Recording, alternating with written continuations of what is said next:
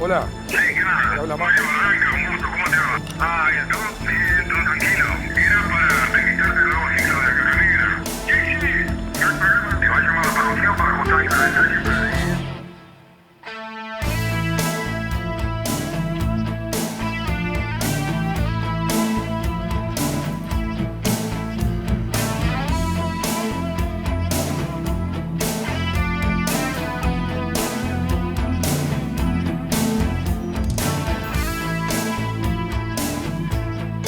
Hola, Pablo. ¿Todo bien? Muy bien. Muchas gracias por haber venido. ¿Todo bien? ¿Y cómo te llevas? ¿Tranquilo? La caja negra, Pablo Bengochea. ¿Volvés a Parada Varón seguido, Pablo?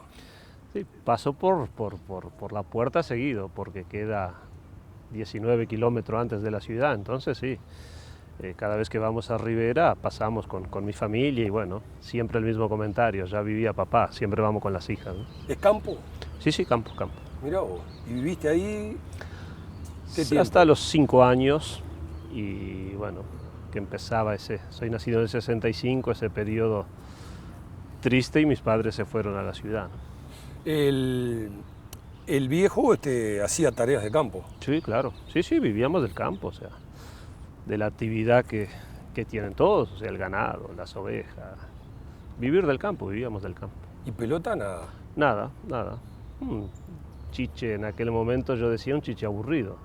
Era, Porque estaba solo. sí, claro. ¿Qué ¿no? estaba? ¿Tenías un hermano mayor? Un hermano mayor, pero era mucho más lindo andar a caballo y todo eso que jugar a la pelota.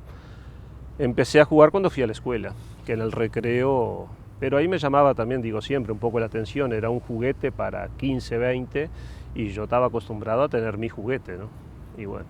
¿Y dónde desarrollaste el gusto por la pelota? No sé, o sea, me gustó mucho jugar a la pelota en el recreo de la escuela y empecé con los campeonatos entre clase, después los campeonatos entre escuelas que había en aquel momento y bueno, ahí un señor que miraba, Dalier Chiverriaga, que miraba los campeonatos escolares, me invita para ir a Santa Isabel en aquel momento, un equipo de baby fútbol, que justo ese año se llega a un acuerdo con Oriental de Rivera y bueno, ahí empecé a jugar al baby fútbol, no llegué a jugar en Santa Isabel, ya empecé, toda mi etapa de Rivera ha sido en Oriental.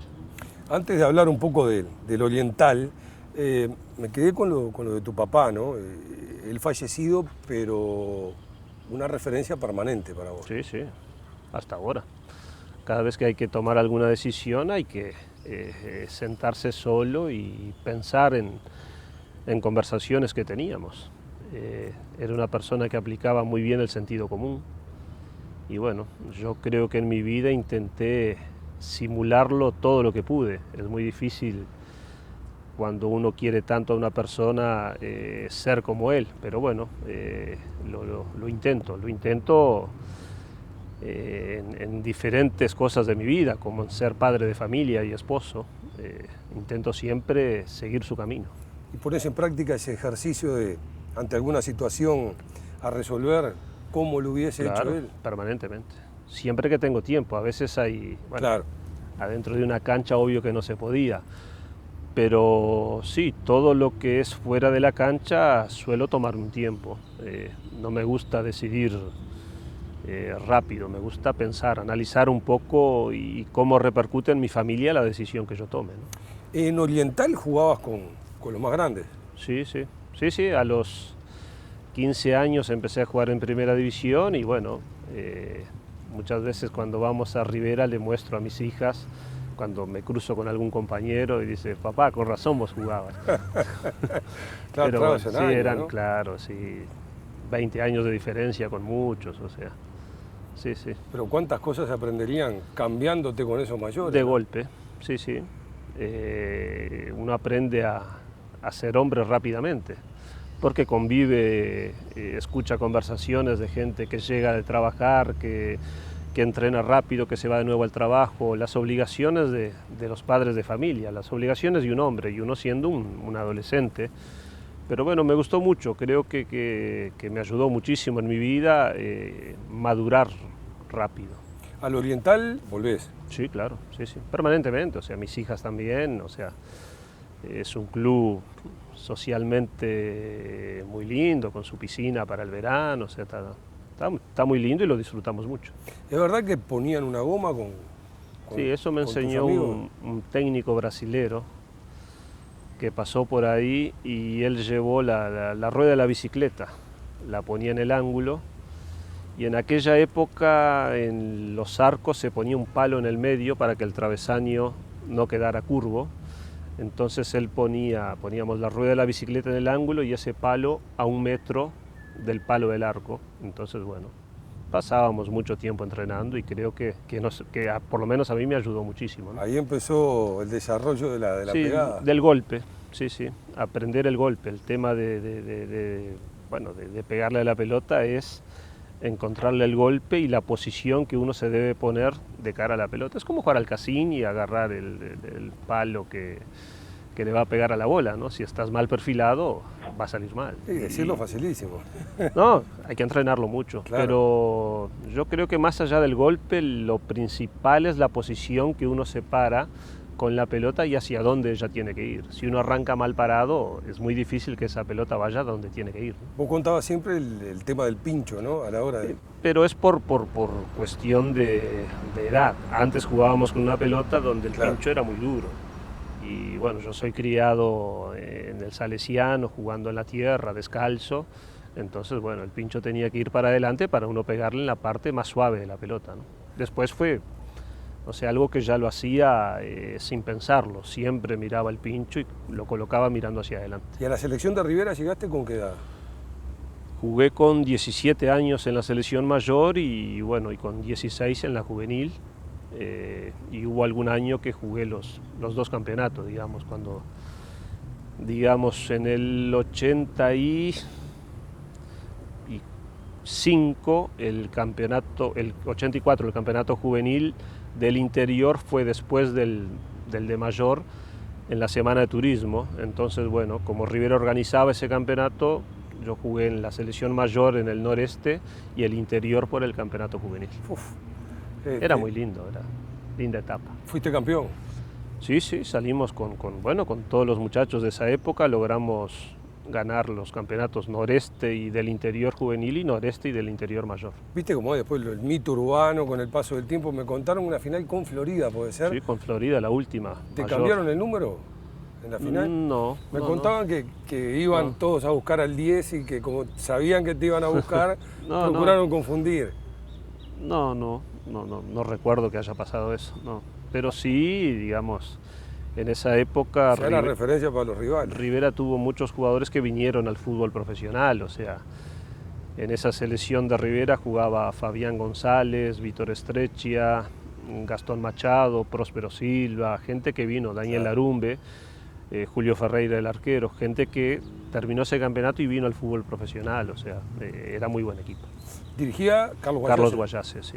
Sí, el señor Ken Rivera nos enseñó, si queríamos ser jugador profesional en algún momento, cómo había que ser. Ajá. O sea, yo digo siempre que él, para ese campeonato juvenil, nos concentró Carnaval un mes antes del campeonato del interior. Era imposible para adolescentes estar concentrados en Carnaval en Rivera. Y él lo logró, sí. Íbamos a dormir a la escuela agraria y bueno, y al otro día a entrenar porque faltaba un mes para el campeonato. ¿Qué les dijo para convencerlos? Sí, queríamos algún día ser jugador profesional, había que aprender a hacerlo desde temprana edad y bueno, y elegimos ese camino. Por suerte muchos, Cecilio de los Santos hizo una gran carrera profesional también, que estaba en ese grupo juvenil. Bueno, él desde Rivera tiene un mensaje para vos. Te invito a compartirlo, Pablo. Con los auriculares, ahí podés ver lo que... Bueno, realmente con el correr del tiempo todavía uno se queda un poco más impresionado de poderlo haber sido un jugador nuestro, dirigido en sus primeros años, un jugador que siempre demostró, además de una gran capacidad técnica, un espíritu de liderazgo, pero no el liderazgo ese de impresionar ni de nada, sino el liderazgo de que era seguido porque era un técnico dentro de la cancha, sabía ver el partido, con muy poca edad fue capitán de las selecciones de Rivera y ya pintaba como para ser un gran jugador, como definitivamente fue cuando de acá se fue a Wander, con 18 años, después al Sevilla, después a Gimnasia y después a Peñarol, donde logró todo, ¿no?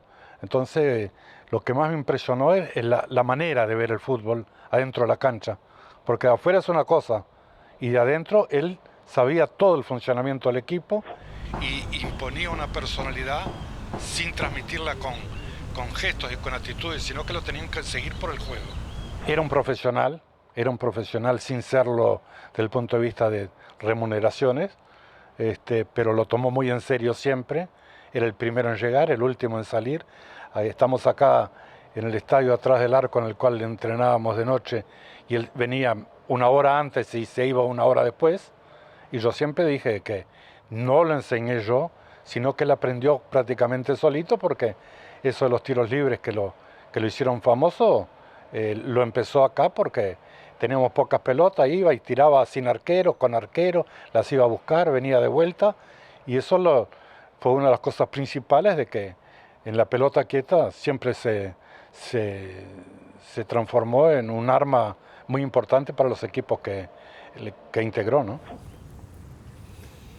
Sí, emociona escucharlo a Carlos, o sea, la verdad, a toda mi generación y bueno, ya gente ya mayor que yo, porque él trabajaba antes en la selección, él fue, digamos, como se dice muchas veces acá en el fútbol uruguayo, un antes y un después del profesor de León.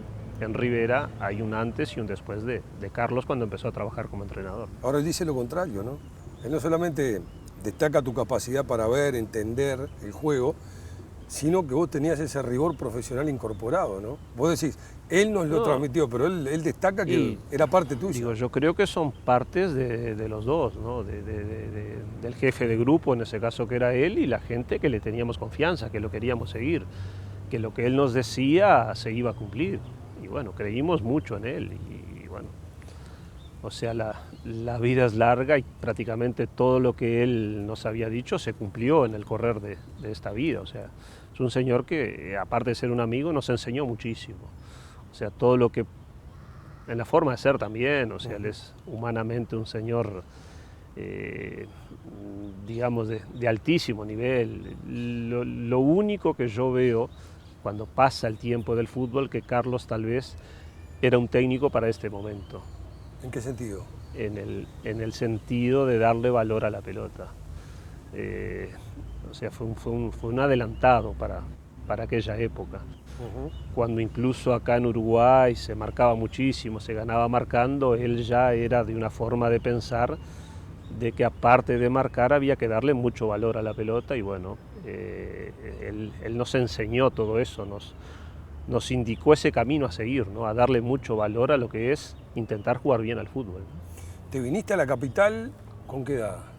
Con 19 años, en el 85 año 85. Un año muy especial aparte, ¿no? Oh. Era el retorno de la democracia. Súper especial, sí, con cosas que uno por estar a 500 kilómetros de Montevideo nunca las había visto, como que la gente a las 12 de la noche golpeara las ollas, cosas que uno no estaba acostumbrado. A mí me costó mucho adaptarme a Montevideo, era mucha gente, yo vivía en el centro, fue difícil.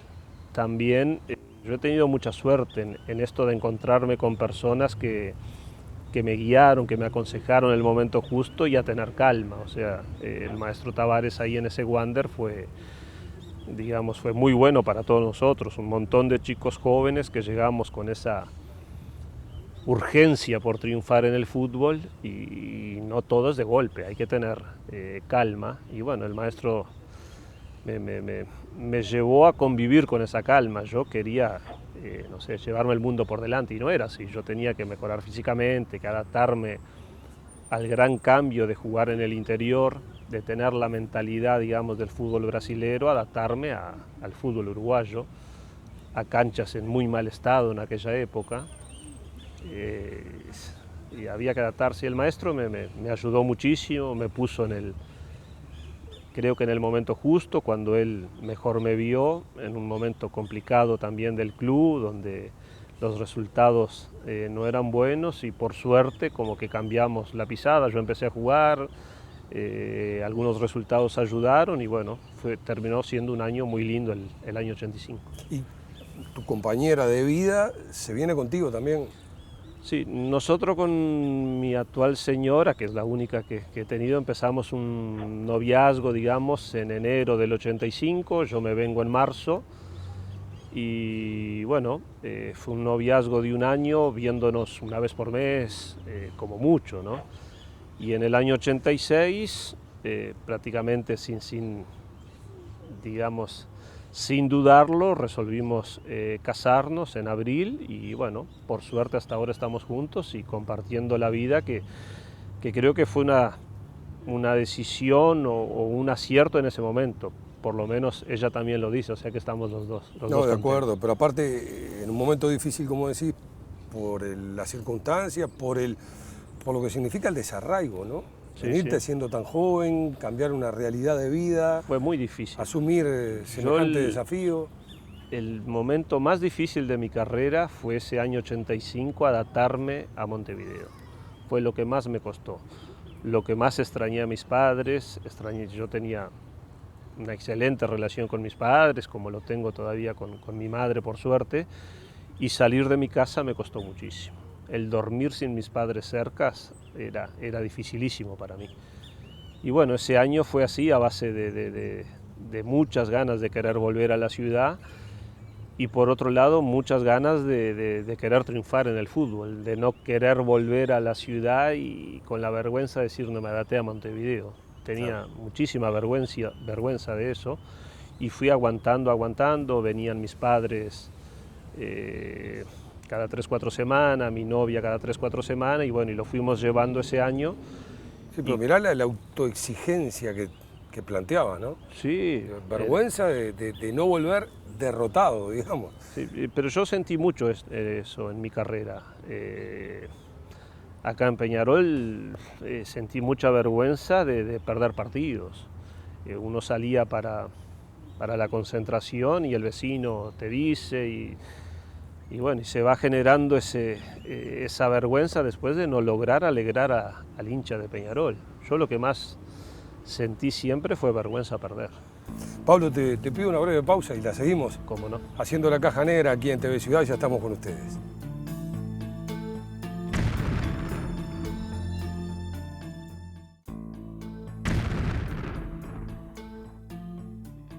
Si fue difícil venir de Rivera a Montevideo, adaptarte, lo que debe haber sido el salto a Europa, ¿no? A España. Sí, a ver, en aquel momento, bueno, yo fui ya con mi señora, fuimos casados, pero yo extrañaba a Rivera. Me era muy similar, yo extrañaba mi ciudad, mis costumbres, el ir a ver a los amigos, el ver el levantarme y que estuviera mi padre y mi madre. O sea, yo extrañaba mi hogar. Estar en Montevideo, en Sevilla o donde fuera me daba lo mismo. Claro. No era una cuota de aumento digamos, de extrañar. Y ¿Cómo bueno, hacías para comunicarte? Pues estamos hablando de aquella otra época, era muy hoy en difícil. día. Sí, sí. Bueno, en Rivera había el tema aquel famoso de los Borne, que aunque pudiera sacar un teléfono no había. Entonces, bueno, mi señora y yo llamábamos al teléfono en el barrio donde había, de ahí iban a mi casa o a la casa de ella y traían a mis padres y volvíamos a llamar. Sí, fue difícil adaptarse. Ahora, últimamente que he estado afuera del país, veo a mi señora y a mis hijas todos los días. Uno charla, uno tiene el diálogo. En aquel momento era muy difícil estar, digamos, sin el contacto con los padres. Yo extrañé muchísimo eso fue lo que más me costó. Por suerte con mi señora encaminamos ahí una relación muy linda, nos casamos muy jóvenes y bueno, y eso digamos, éramos dos para crecer juntos. Sevilla nos trató muy bien, la gente de Sevilla se portó excelente con nosotros, éramos prácticamente los hermanos menores de todos, porque era muy difícil ser extranjero con 21 o 22 años como yo llegué allá. Tuve mucho apoyo de los compañeros. Nos fuimos a vivir a un barrio donde había muchas reuniones entre vecinos y esos, y bueno, nos adaptamos bien. Y después empezaron o sea, en el año 89 nació mi primera hija y en el 90 la segunda, y bueno, y ahí ya la actividad de padres o la actividad familiar cambia por la ocupación que uno tiene con los hijos, ¿no? Nacieron acá en Uruguay. Sí. Pero Mi por decisión de ustedes fue. Sí. Lo que pasa es que se viajaba mucho, ¿no? Ajá. Allá un partido en casa y uno afuera, y bueno, y mi señora a los 6 meses y medio de embarazo se venía y estaba en Rivera, y yo conocí a mis hijas con 15 días, con gran esfuerzo de mi señora, ya que fueron cesáreas, y ella, digamos, nada más recuperarse un poco, ya viajaba, digamos, a Sevilla, ¿no? Qué difícil debe haber sido para ella, ¿no? Porque si para vos ese traslado, ese cambio de realidad fue movilizador, imagínate para ella que vos te ibas a jugar y quedabas sola en casa, claro. ¿no? Siempre me puse en el lugar de ella y valoro muchísimo. Mal o bien, yo tenía la actividad extra, que era jugar al fútbol, y estaba entretenido y la mente en eso. Mi señora hizo un gran esfuerzo, obvio, por formar una familia y por cuidar el hogar. Ella tiene muchísimo mérito, porque bueno, la vida del jugador de fútbol, estar concentrado, viajar, jugar, y bueno, y ella muchas veces acompañando sola, ¿no? Nosotros tenemos las 2 hijas mayores, se llevan 1 año, o sea que era un trabajo importante pasar 72 horas ella sola con las hijas, ¿no? Fuiste parte de un Sevilla en distintas etapas, pero con un montón de figuras, ¿no? Jugadores de renombre mundial. Sí, nosotros, o sea, los extranjeros en aquel momento eran pocos, entonces como que elegían ahí, era selecto, era difícil llegar a España, ¿no? O sea, llegar a jugar como extranjero en aquella época era muy difícil. Ahí había cuota, límite. Sí, nosotros, o sea, yo cuando llegué eran 2 extranjeros por club, y Real Sociedad y Bilbao no tenían extranjeros, o sea que eran 18 equipos con extranjeros, eran 36, de los cuales éramos muchos uruguayos, cosa que a veces sacábamos cuenta. Me acuerdo, estaba Bocio, Salazar, Amaro Nadal, Wilmar Cabrera, muchos uruguayos en tan solo 36 jugadores de todo el mundo, era una cosa.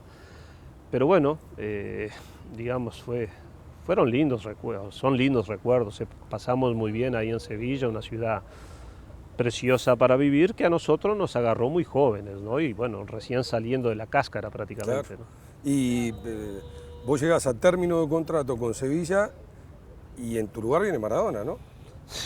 Sí, es una realidad. O sea, ahí llegó Bilardo en el 92 a mitad de año, y bueno, sí, llegó Maradona como extranjero, y enseguida llegó Simeone.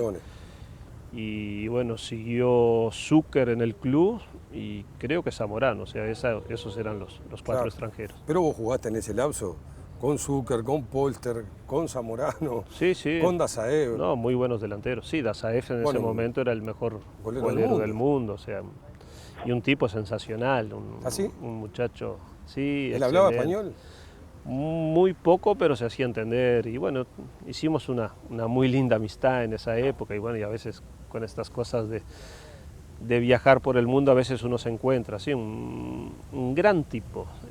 ¿Has hecho amigos en el fútbol? Sí, claro, sí. Lo que pasa es que con muchos uno pierde el contacto, ¿no? Pero bueno, si voy, no sé, hace 6 o 7 años fui a Sevilla y me encuentro con todos los compañeros de esa época, o sea, sí, la amistad, más allá de que uno muchas veces no se vea, permanece en el tiempo. Eso A mí me llama poderosamente la atención, más estando de la manera en que conviven y cómo se demuestra ese acercamiento con el vasco, ¿no? ¿Cómo han logrado? Sí, con el vasco nos conocimos o sea, fue triste para él, o sea, fue en el año finales de 85, él estaba en Nacional, empatamos Nacional Wander 0-0 y Nacional no clasificó a la liguilla ese año. Y bueno, ya había libre, terminó el campeonato, nos vamos a Rivera y él no tenía pasaje para Artigas y viaja en Turil hacia Rivera. Bueno, y permitime un segundo que lo cuente él, mejor te dejo un Vasco. mensaje también para vos y vale la pena compartirlo. Eso dijo el Vasco. La amistad con Pablo inició en el año 85, diciembre de 85, antes de una liguilla. Yo estaba en Nacional, justamente, él estaba en Wander. Se jugó Wander Nacional en el estadio. Yo en ese momento no estaba jugando. Bueno, coincidimos que yo me fui para Artigas, no había pasaje, me fui para Rivera y justamente él iba en el mismo ómnibus que iba para Rivera y bueno, ahí nació una amistad que después continuó en el 87 en la Copa América. En el 89 yo estaba en Brasil, pasaba por Rivera y lo pasaba a visitar. Y bueno, y en el 92 volvimos los dos al país de vuelta y bueno, surgió una gran amistad que ahora sigue de familia, ¿no? Sí. Y él, hay algo que me llama poderosamente la atención en lo que cuenta, que estando en Brasil él hacía escala en Sí, Rivera para verte. cuando yo venía de Sevilla ahí en las fiestas, que venía 3 o 4 días, él venía o de San Paulo, de Porto Alegre, y bueno, y pasaba unas horas por Rivera antes de irse a Artigas. Sí, sí. El Vasco mucha gente que lo conoce. Puede haber igual, mejor tipo que el Vasco es muy difícil encontrar, ¿no? En todos los aspectos. En lo humano, en lo familiar, en lo trabajador, en lo de sacrificio, en el estado de ánimo, en la salud que tiene. El Vasco tiene 56 años y se pone a jugar un partido y juega como si nada. O sea, encontrar un ejemplar de esos no está fácil. ¿Es acompañante silencioso o es el de que se planta y te marca la discrepancia? Lo que pasa es que nos conocemos mucho, ¿no? De memoria. Sí. Sabemos cómo vamos a actuar ante un problema o ante una decisión que hay que tomar. O sea, prácticamente si lo hablamos, no precisa hablar, los dos vamos a tomar la misma decisión. ¿Tu pegada fue un elemento clave para que la pelota quieta fuera un arma decisiva del Peñarol del Quinqueño? O sea, a Gregorio lo conocí en Wander en el 87 y ya empezamos con eso, con esa obsesión por convertir de pelota quieta que tenía Gregorio. Y bueno, y él me exigía muchísimo. Cuando me separo de Gregorio, digamos, que no trabajábamos juntos, seguí con aquello de que él permanentemente me decía que había que sacarle provecho al máximo a la pelota quieta, ya sea de ejecución directa o de centros al área. Y bueno, nos volvimos a encontrar en Gimnasia en el 92 y bueno, y esa obsesión de él seguía firme. Y sí, y en Peñarol, o sea, era una arma muy buena y se trabajaba muchísimo, ¿no? Ahí lo que hay que lograr es que, con muchísimas repeticiones, el jugador que entra ya sabe la velocidad que va a tener la pelota. Y bueno, y entre el cálculo mío y el jugador que entran se tienen que encontrar, pero a base de repeticiones. O sea, en ese momento, yo tuve 11 años en el club y todos los jugadores que llegaban se iban adaptando a esa, porque Gregorio trabajaba muchísimo. La sensación que uno tenía, más allá de la automatización y la efectividad de ese argumento, era que desde el punto de vista anímico ustedes habían generado una prevalencia, que había tiro libre y Sí. el tema venía torcido, era pelota al área. Sí, y Gregorio ganando. nos convencía de que más allá de lo que son los goles en jugadas de fútbol y de muy buenos delanteros que tenía Peñarol y volantes, obvio, en toda esa época, o sea, tuvo Otero, Darío Silva, el Gaby Cedrés, Magallanes, el Tony Pacheco todos esos años, el Pato Aguilera, o sea, había muy buenos futbolistas, pero bueno, había que, aparte de los muy buenos futbolistas que había, sacarle provecho a la pelota quieta, porque si el rival la tiraba al córner había que ejecutar bien, si había una falta había que ejecutarla bien. Y sí, Gregorio casi que nos traumaba. Y un gol de pelota quieta tuyo es de lo que está grabado en tu más rica historia, ¿no? Que no fue el único, tenés el privilegio de haber hecho 2 goles de títulos de América. Puf, Sí, son... es fuerte. Sí, no hay duda. Y bueno, en diferentes etapas de mi vida, pero el gol del 87 son de esas cosas que el destino te tiene preparado. Yo estoy adentro del área en un córner a favor de Uruguay. Sí. O sea, ¿qué hacía yo ahí? De las pocas veces que debo haber ido al área en un córner. Pues normalmente lo ejecutaba o estaba al rebote. Es real. Y bueno, estoy adentro del área, despeja Chile, el Chueco Perdomo le pega, el golero da rebote y yo estoy ahí. Le pego muy mal a la pelota porque tengo todo el arco y sale mordida y entra contra un palo. Capaz que si le pega bien no entra. Pero la pregunta que me hice toda la vida, ¿qué hacía yo ahí? Nunca estuve adentro del área en un córner, o sea, no. Pero bueno. Eso es intuición. O sea, yo no me di cuenta porque yo fui adentro del área. O sea, no sé, capaz que yo tenía otra función, capaz que tenía que estar al rebote, no sé. Fue un partido donde éramos 10 contra 10, habían expulsado gente, o sea, menos jugadores. Pero bueno, el destino quiso que yo estuviera ahí, que el golero diera rebote. Bueno, y el otro del 95 sí, ya es más... El otro entraste para digamos, hacerlo, ¿no? Porque... Sí, era fue una Copa América muy especial para todos nosotros. Tenían una carga bárbara. Uruguay nunca había perdido en casa. Nunca había perdido un campeonato que había organizado. Una camada de futbolistas también, con algunos jugadores muy buenos y otros jugadores que andábamos ahí, digamos, en buen momento. Empezamos la Copa América y bueno, en el debut le ganamos 4-0, 4-1 a Venezuela. Y bueno, yo me acuerdo, yo estaba muy conforme con la actuación, había participado de casi todos los goles y bueno, salí del equipo para la segunda fecha y prácticamente no jugué más. Jugué contra México cuando ya estábamos clasificados y no tuve un buen partido, la verdad. No fue de las cosas buenas y bueno, y no ingresé más.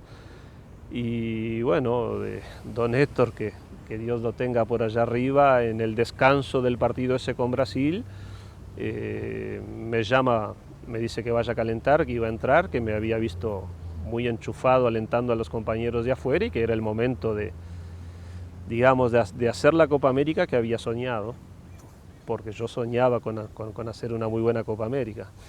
Me dijo que me quedaban 45 minutos y bueno, ese día entré bien, creo que hice un buen partido y obvio que el gol de tiro libre ayuda para que esa actuación fuera buena, ¿no? Mirá lo que te guardaba el destino, ¿no?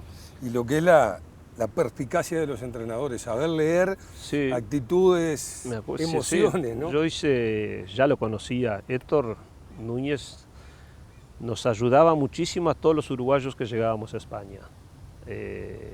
Siempre él, digamos, un señor muy reconocido en España, en el ambiente del fútbol muy querido.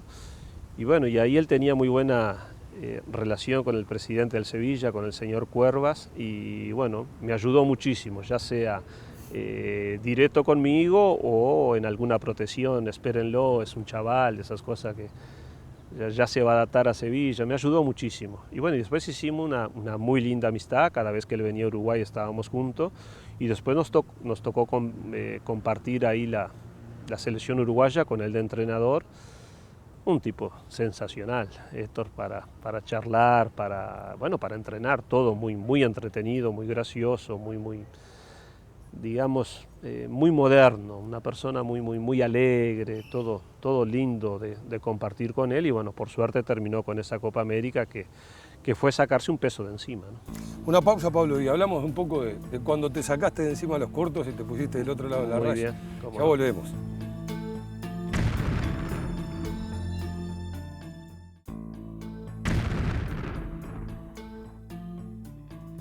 ¿Cómo convivís, Pablo, con el hecho de que una de tus hijas trabaje en comunicación y que se desempeñe en el área deportiva, además? Sí, muy bien. Nosotros con mi señora siempre apoyamos las decisiones que ellas tomen. Siempre había que estudiar. O sea, no estudiar no estaba permitido en mi casa para nuestras hijas. Y bueno, ella eligió en ese momento de la vida esa opción, nosotros la apoyamos muchísimo y bueno, y se está abriendo sus puertas. También tiene otras actividades, ella es profesora de pilates, estudia economía, o sea, nosotros le inculcamos mucho con mi señora el estudio y bueno, por suerte nuestras hijas han aceptado de muy buena manera esa responsabilidad, porque es una responsabilidad ser estudiante. Y bueno, y nosotros, con mi señora, felices y orgullosos de las hijas que tenemos, ¿no? No debe ser fácil para ella cuando vos tenés un tiempo de actividad y sobreexposición, me imagino. Claro, sí, creo que es más difícil para ella, ¿no? Eso. Porque a veces está en un lugar de trabajo donde hay que hablar de su papá. Y bueno, por suerte creo que le ha ido bien, que los comentarios, principalmente en la parte humana, ¿no? Que es lo que más importa todo esto, tomar después una decisión como entrenador, acertada o equivocada, es discutible. Rematar una pelota bien o una pelota mal son, digamos, anécdotas. Lo que uno no se puede equivocar o lo que yo cuido mucho es la forma de ser. Y bueno, ahí creo que ellas están contentas con el padre, ¿no? ¿Sabes? Yo hablé contigo en la Caja Negra hace más de una década. Tenías el bar El 10, allá fuimos a hacerte una entrevista y una de las inquietudes era saber si ibas a ser entrenador. Te invito a escuchar y a compartir lo que vos me dijiste aquella vez. Uno tiene que ser uno y uno tiene que defender al jugador de fútbol. Entonces, bueno, si a uno le permiten trabajar con esa libertad, no va a haber ningún problema. Capaz que vamos a intentar ser técnicos. Si uno ve que, digamos, las decisiones que uno tiene que tomar están dictadas de antemano, ahí no vamos a trabajar. ¿Hoy cómo la ves? Sin estar metido en el punto. Hoy lo que pasa es que no tengo claro si voy a ser técnico o no. Principalmente porque no quiero llevarme ninguna sorpresa negativa del fútbol. El fútbol es lindísimo y yo pasé bárbaro durante casi 20 años, desde el año 85 jugando profesionalmente. Me ha gustado tanto, me ha dado tanto el fútbol que no quiero desilusionar. Claro, prefiero quedarme con lo vivido hasta ahora. Bueno, seguimos pensando lo mismo. Vos sabés que el concepto que vos dejás es fuerte, porque tu duda quizá era que pasaran cosas que de repente te desilusionaran, ¿no? Esa imagen que vos habías construido, no tu imagen, sino tu concepción del fútbol. Sí, sí. ¿Te desilusionaste? No, con el fútbol no, pero sí obvio que hay gente que toma decisiones o uno le toca vivir cosas que uno piensa diferente. Y bueno, y ahí es donde donde hay que tomar otro camino, no queda otra. El fútbol es lindísimo, el jugador de fútbol es la persona más buena en todo esto, o sea, si ponemos en una balanza jugadores, técnicos, periodistas, empresarios, dirigentes, yo creo que el jugador de fútbol es el más sano de todos. Y el que en realidad sufre cuando la cosa no funciona, porque es el que tiene que mejorar, es el que tiene que crecer. El jugador es el que más sufre y el que más disfruta cuando le toca, ¿no? Sigue siendo para mi gusto el jugador el mejor ser en todo esto del fútbol, ¿no? Cuando a vos te trasladan la decisión de que el Tony no seguía, vos habías pasado por algo similar. Sí, sí. ¿Cómo lo resolviste? Contigo. Conmigo yo lo tenía bastante claro lo que tenía que hacer. Con muchas charlas con el Tony. Los dos tenemos una forma de pensar con respecto a la institución que es muy similar. Que hay que cuidar a los ídolos, que por lo menos me parece, bueno, a mí, al Tony también, de que la parte humana Peñarol la tiene que cuidar mucho más, que no pasa solo. Mi problema acá era que, por ejemplo, para que se inaugurara el estadio faltaba muy poquito. Y no costaba nada que el Tony estuviera en la inauguración del estadio. Como jugador. Claro, eso no tiene nada que ver con que yo lo fuera a poner de titular o no. Esas muchas veces las confusiones que hay. Que parece que nosotros, o lo que me toca a mí vivir, ¿no? De que porque tengamos una amistad no se va a respetar el grado o el cargo que tiene cada uno. O sea, yo quería que el Tony siguiera un tiempito más, porque era algo muy especial estar en el estadio de Peñarol. Él es, digamos, un ídolo del club, y a mí como entrenador no me iba a perjudicar para nada. Y no iba a haber ningún problema con él si no tenía que jugar. O sea, son cuestiones clarísimas del fútbol. ¿Pensaste en irte cuando pasó eso? Era una de las posibilidades. ¿Y por qué no diste ese paso? Porque en las conversaciones con el Tony creíamos conveniente de que estando adentro se podía hacer las cosas que queremos para la institución. ¿Cómo tomaste lo que hizo Salayeta cuando a vos te cortan? Marcelo estaba muy... A ver, primero, Marcelo individualmente es la misma persona que lo conocí en el año 97. Es un señor, con todas las letras de la palabra. Él vivió muy de cerca todo lo que vivimos 6 meses con el Tony, y bueno, y después que se fue con el Tony, 6 meses después con él de capitán, y bueno, y desgasta ser capitán. En realidad no llegamos a charlar por qué él tomó la decisión. ¿Vos no hablaste después con él? Sí, he hablado por teléfono y eso, pero es difícil. Yo creo que él se cansó. Digo, aparte estaba, digamos, estipulado, él arregló conmigo de entrenador 1 año más de contrato, él iba a jugar 1 año y iba a dejar el fútbol. Pero bueno, teníamos una muy buena relación, la tuvimos siempre como ex compañeros y en este caso como entrenador y jugador. Sí, pero es una muestra de, no sé si fidelidad es el término adecuado, ¿no? Pero son esas decisiones importantes que a veces reconfortan. Yo creo que Marcelo se cansó y dijo, bueno, acá como que perdemos un brazo más que teníamos. Teníamos una muy buena relación. Capitán técnico, claro. Capitán cuerpo técnico, y bueno, la muy buena relación que teníamos cuando el Tony fue capitán también, o sea, la relación de ida y vuelta, plantel jugador, plantel cuerpo técnico, sin confundir que el que toma las decisiones es el técnico, pero totalmente aclarado todo, que mi único derecho es el de elegir los 11 que entran a jugar. Después no tenemos ni un problema de convivencia, todos tienen que entrenar, todos tienen que llegar en hora, todos tienen que concentrarse, todos tienen que tener una vida ordenada, son jugadores que representan a un club muy grande, y bueno, y el fin de semana yo elijo a 11 y a 3 cambios. Así debería ser. Sí, sí. Cuando se produjo tu salida, lógicamente hubo gente que no lo tomó bien, que le dolió por conocerte, por cuestión de afecto. Hablaste mucho de Gregorio, bueno, Gregorio habló acerca de lo ocurrido. Ahí está. Y bueno, realmente no me gustó, eso es una realidad. Después de obtener 2 torneos, de venir haciendo un trabajo muy importante. Y realmente, bueno, me dolió como le dolió a todos los peñarolenses.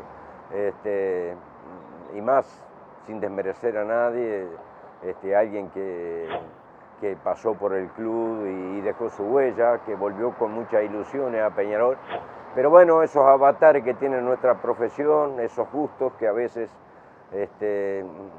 para ciertas personas no se llegan a concretar, lamentablemente se tuvo que ir del club, que él deseó volver como entrenador y lograr cosas importantes, mucho más que los 2 torneos, lógicamente, que había obtenido.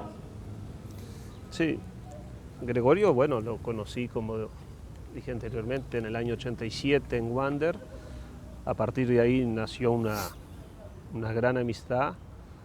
Pero pasa un poco, escuchándolo con detenimiento, ¿no? Por lo que vos decías, el respeto por los ídolos, ¿no? Por lo que el ídolo le da a la institución, más allá de que es una retroalimentación. Él tuvo una salida en algún punto similar a la tuya, ¿no? El cuidado de los tiempos en tu campo y de la forma. Sí, o sea, a ver, yo después de esta salida del club, Gregorio es de las personas que más ha estado a mi lado en estos momentos, me ha ayudado mucho principalmente esos días de enero. Yo me fui el 22 de enero y hasta fin de enero no fue fácil, la familia sufrió mucho. O sea, acá ¿Qué hiciste? ¿Te fuiste a Rivera? Me fui con Gregorio ahí a Maldonado, mira. con el Gaby Cedrés, estuvimos mucho tiempo juntos charlando, bueno, estaba Antonio, el Tony ahí en la vuelta. Y ¿Fue duro?